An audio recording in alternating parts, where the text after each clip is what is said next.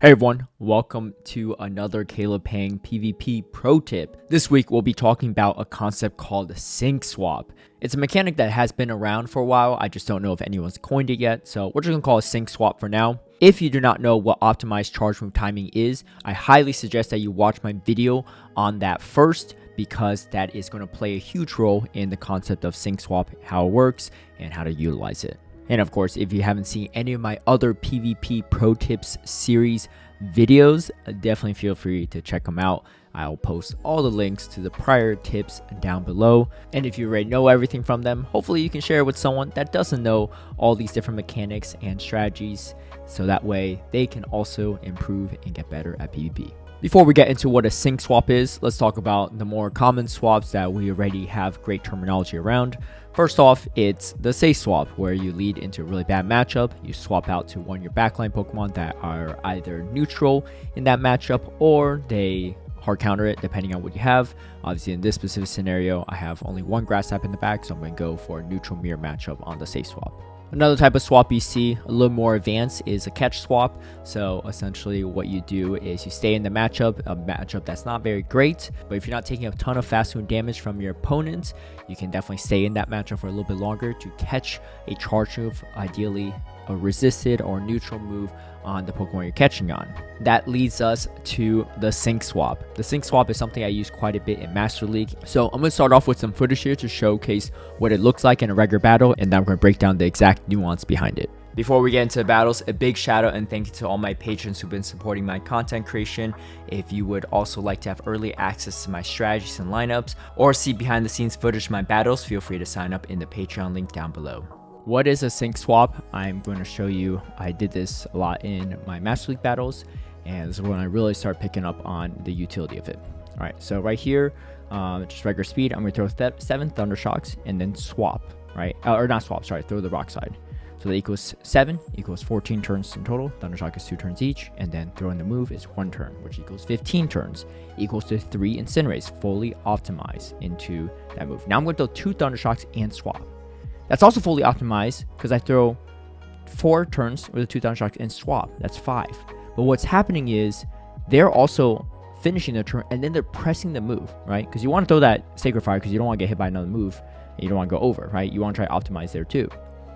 But instead what happens is they're pressing their charge move when my hose is already in there, which means I get 4 free turns off of that, right? I get a full Incinerate through while they're throwing that move, which is a huge advantage on top of the catch. And now, I get another Brave Bird through. I take out their Kyurem for in the cost of maybe 5 Dragon Breaths. And I'm forcing their hoe to throw their energy yet again. And I still have a shield advantage. This is an absolute huge advantage I built myself here. And now I'm going to overfarm a little bit here. Throw this Rock Slide. And we grab their final shield, which is huge. And then I have a Rock Slide still stored. And then shield advantage, I'm able to take out this Zacian.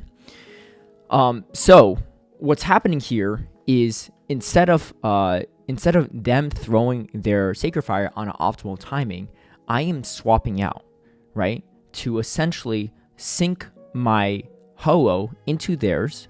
And in that situation, in a Ho-Oh mirror match, you are always going to get a full Incinerate through, right? It evens out that way. But the difference is I was able to get a whole Rock Slide through, force a shield, catch the move, and still get that Incinerate through, right? This is not standard from a traditional mirror match right off the start.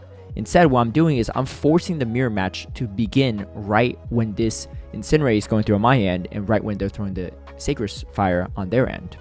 And because of that, we are now synced up. But because we synced up here, I was able to get a full Incinerate through on their 1-turn move, all right?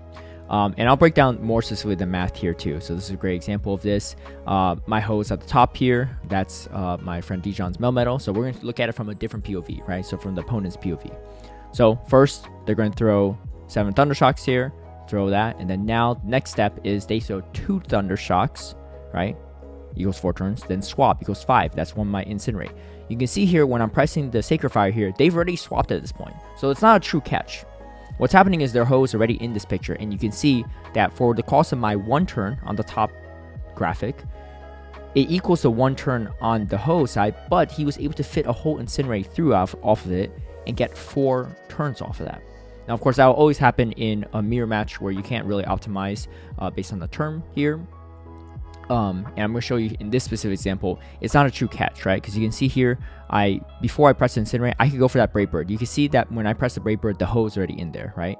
If it was a true catch, I would press that move right when the hoe is about to come in, which means that, you know, there's no way you even see the typing. So again, it's not a true catch, but especially with 5-turn moves, 4-turn moves, etc., you don't really want to over tab.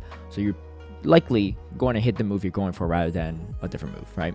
It takes like to react on that 0.5 second 1 turn duration is incredibly tough, and I think the vast majority of people can't do that. All right, so in this situation, we're going to also look at what happens if I don't throw the move, right? So if I don't throw this move, what happens is we're still essentially, so they're going to throw 2 more and then swap here, and I don't throw the move here.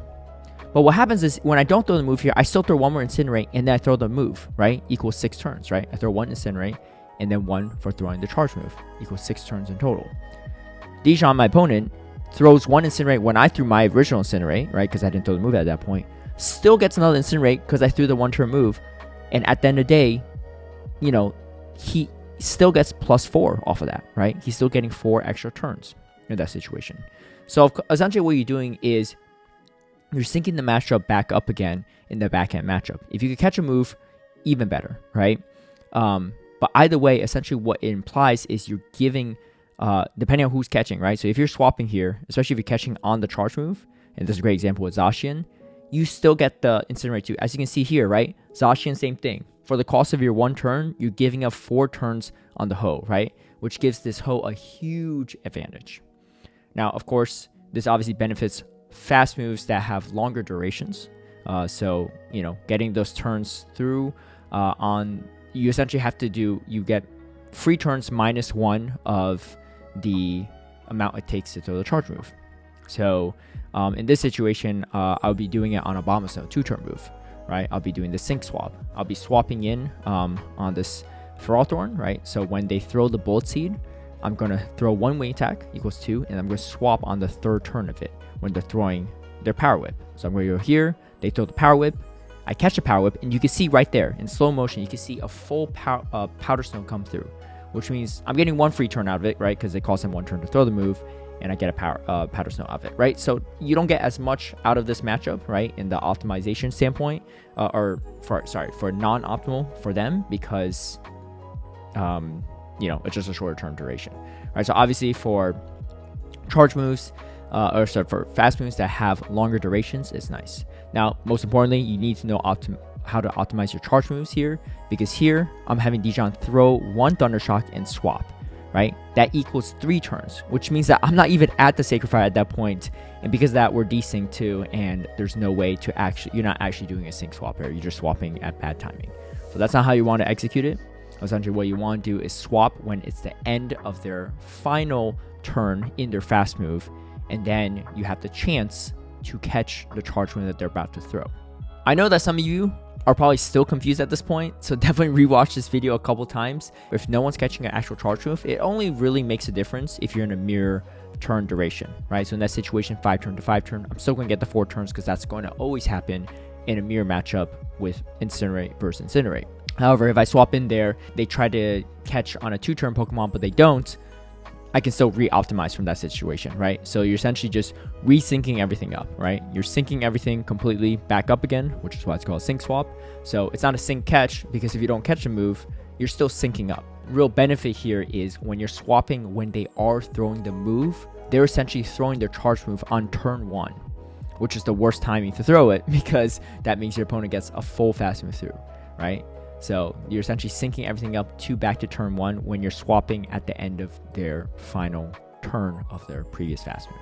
This is a mechanic that I'm sure plenty of you have actually done, maybe even accidentally, but have done in the past as you battle more and more. It's really more so being aware of it and being intentional about it can really give you an advantage against your opponents. The main utility of this is being able to potentially catch a resistant move on your backline Pokemon, but also on top of it, getting a full fast move through when they are spending that one turn to throw that charge move instead of trying to optimize into your fast moves. This is definitely one of the most complex mechanics and strategies I've dropped so far in the pro tip series, but as expected, it only gets more complex as you go deeper and deeper into the mechanics and strategies. Thank you all for watching. If you have any questions, drop them down below. A big shout out to my friends Dijon and Palmer's Up for helping me make this video and talking through some of the ideas before I put it together. If you like this video, feel free to give it a like and share, subscribe for future content, and hit that notification bell to get alerted right when I post a new video. I will say one thing is I won't have a pro tip video for next week because I will be traveling to London for the Europe International Championships,